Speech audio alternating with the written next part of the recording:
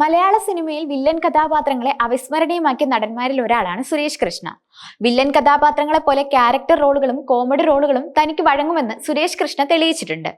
ഈ അടുത്ത് convincing star എന്ന നിലയിൽ സോഷ്യൽ മീഡിയയിൽ സുരേഷ് കൃഷ്ണ വൈറലായിരുന്നു. ഇപ്പോഴിതാ മെഗാസ്റ്റാർ മമ്മൂട്ടിയെക്കുറിച്ച് സുരേഷ് കൃഷ്ണ പറഞ്ഞ വാക്കുകളാണ് വൈറലാവുന്നത്. ദാരിദ്ര്യം കണ്ടു വളർന്ന വ്യക്തിയാണ് താനെന്ന് താരം പറയുന്നു. ഇപ്പോഴും പണം ചെലവാക്കുമ്പോൾ അച്ഛനെ ഓർമ്മ വരും. സിനിമയിൽ അവസരമുണ്ടെന്ന് പറഞ്ഞ് വിളിപ്പിച്ചിട്ട് മേക്കപ്പ് പോലും ഇട്ട് കഴിഞ്ഞ് അവസരമില്ലെന്ന് പറഞ്ഞ ദുരനുഭവം ഉണ്ടായിട്ടുണ്ട്. എങ്കിലും അതെല്ലാം അതിന്റെ സെൻസിൽ മാത്രമേ എടുത്തിട്ടുള്ളൂ എന്നും സുരേഷ് കൃഷ്ണ പറയുന്നു. സിനിമയിൽ വന്ന സമയത്ത് ഏറ്റവും കൂടുതൽ അഭിനയിക്കാൻ അവസരം ലഭിച്ചത് മമ്മൂക്കയോടൊപ്പമാണ്.